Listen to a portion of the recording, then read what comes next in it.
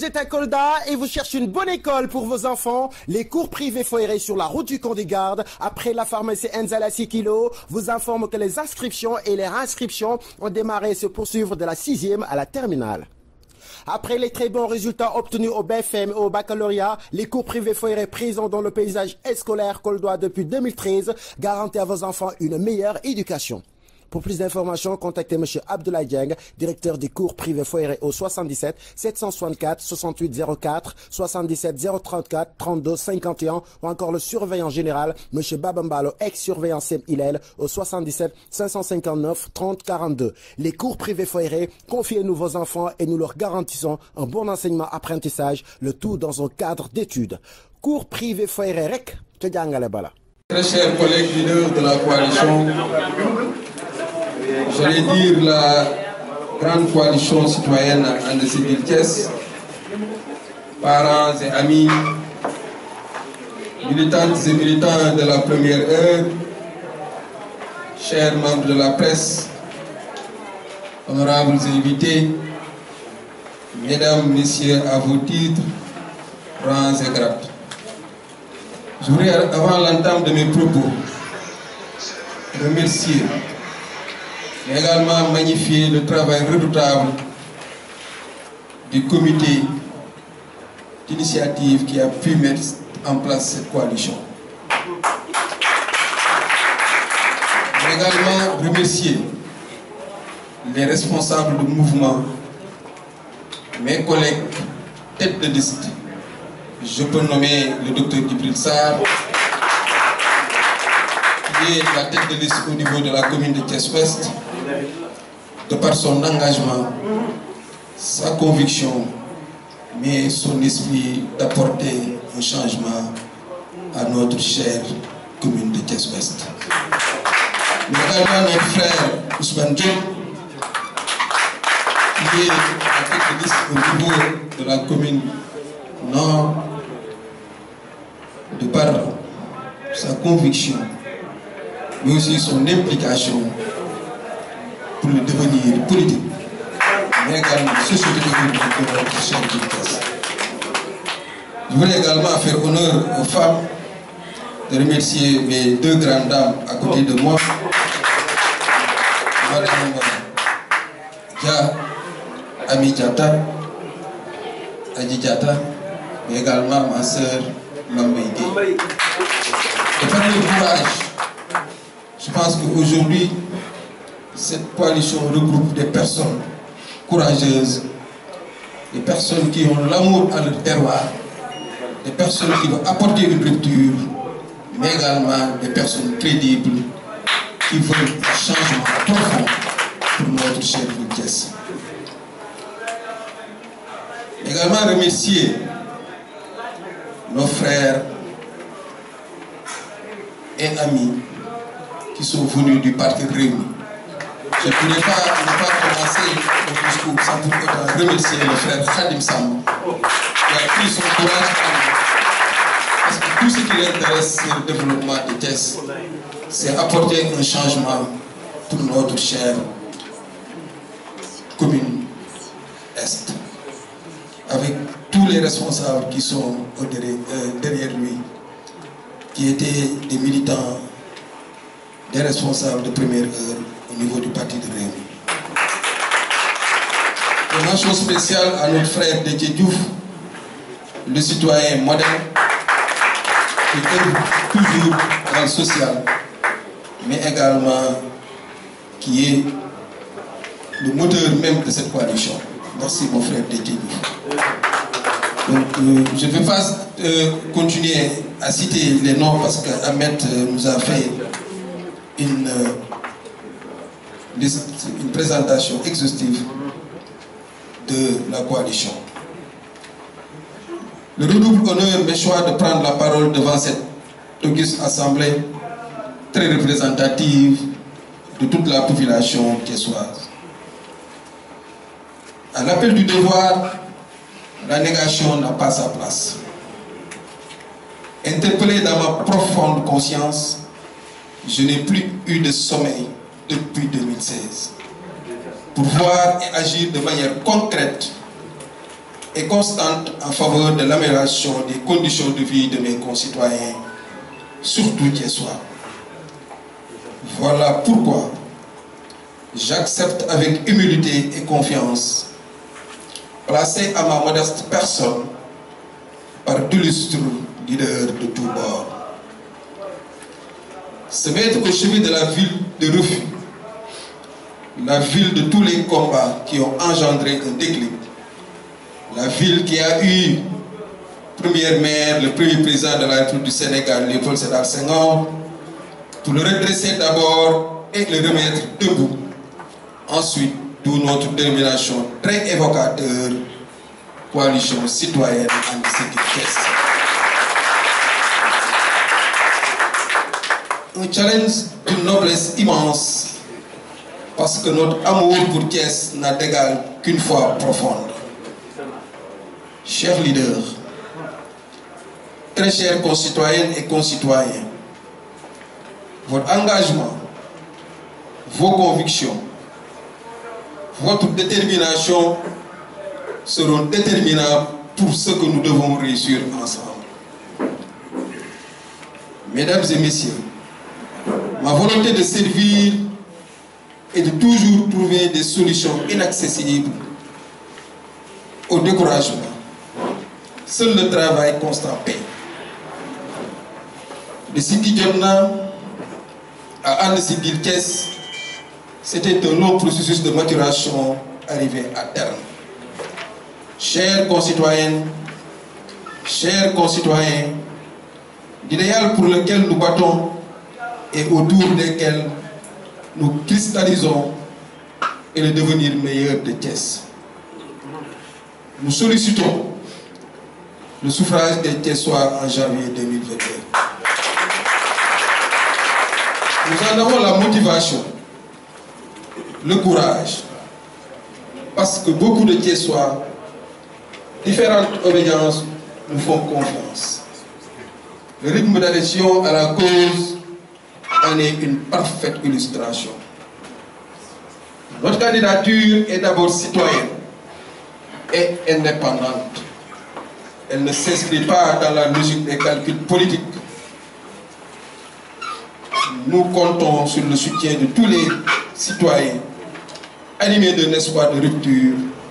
et de changement dans la gestion des affaires politiques. Tel est un soldat engagé en première ligne pour défendre sa patrie. Aucun sacrifice ne sera de trop pour donner dans la solidarité. Un plus, un mieux, un meilleur.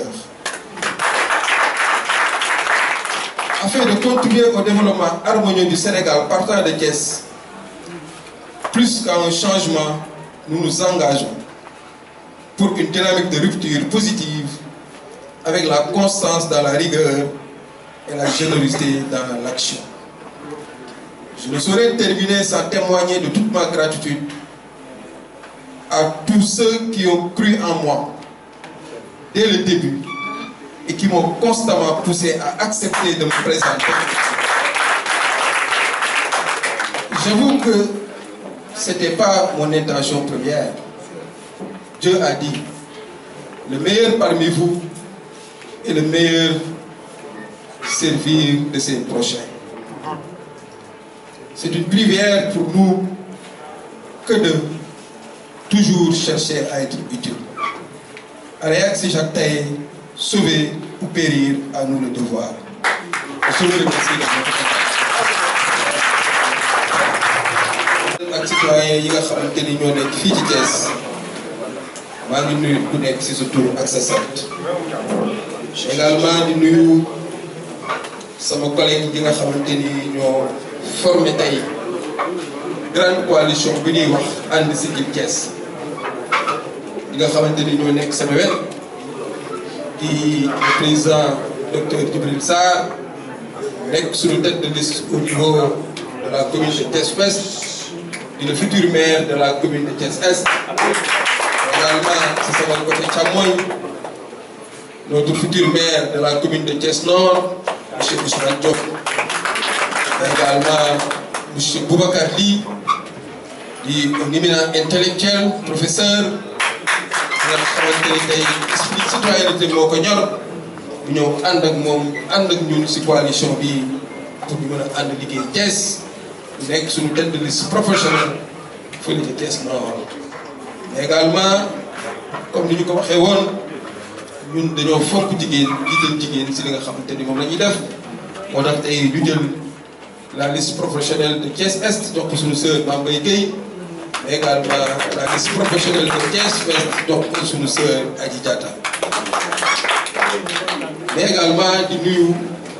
les parties prenantes yi nga xamante ni tey ñoom ñooy ñëw adhéré si vision bi di si lim suñu frère le professeur Lamine Sène bi nga xamante ni tey mooy coordonnateur national du parti PVT de notre guide Serigne Modou Kara liggéey bu am solo ba coalition bi taxaw mais également suñu frère Déthié Diouf les citoyens du parti Visa ñëw ànd ak ñun ci liggéey bi xam naa ni sax duma sori ci lim bi ndax suñu coordonnateur Ahmed Mbaye lim na ñi nga xamante ni yépp tey ñoo àndandoo ñun si cette grande coalition bu ñuy wax coalition Siggil Thiès ndax tey ku xool coalition bi xam ni Thiès yépp ñoo fi nekk couche Thiès yépp sur le plan religieux sur le plan santé sur le plan éducatif sur le plan aménagement sur le plan sportif gis nañ ñëpp tey adhéré nañ ci coalition citoyenne ànd Siggil Thiès. coalition bi nag wax nañ ko du coalition xeex du coalition faj mer du coalition xuloo coalition apporter un changement defar Thiès indiwaat beneen vision bu bees andi teg ay Thiessois yu biñ andi teg ay Thiessois yoo xam ne li leen ñor mooy taxawu askan bi. li leen ñor mooy yërëm askan bi également li leen ñor mooy liggéey Thiès ndax di fi toog ñëpp ànd na ñun c'est parce que dañoo bëgg titre parce que di fi toog ñëpp am nañ ay titre ñëpp xam nañ leen ci dëkk bi bu ñu waxee ñëpp ndaw seen tur mais dañoo ànd ak ñun pour liggéey dëkk bi ndaxte kat gëm nañ ni Thiès ay doomu Thiès yu set ay doomu Thiès yoo xamante ni am na lu ñuy coom dañu ko war a dénk pour ñu doxal ko. tey nag damay ni choix bi ngeen porté si man dama koy rafetlu mais ñun li ñu ñor mooy bu Thiès wootee ñun dañuy bàyyi suñu lépp ñoo taxaw te tey suñu coalition bi askanu Thiès ñoo ko laaj population bi ñoo ko demandé moo tax ma ànd seeg ay nit yu diñ bu taxaw nangul li ñu population bi laaj parce que population bi ñoo bëgg changement. population bi ñoo bëgg rupture moo tax ñu jël suñu responsabilité mais aussi jël suñu courage parce que ñun de amuñu lu ñuy ragal amuñu lu ñuy tiit ndax bu askan bi bëggee je pense que ni askan bi pouvoir la askan bi bu la jiitalee amatoo loo ragal te jàpp nañ ni ñun ñi toog fii ñëpp askan bi wóolu nañu pour dénk ñu moo tax nag si suñu intime conviction dañu jàpp ni waruñoo toog seetaan li nga xamante ne askan bi ñoo ko bëgg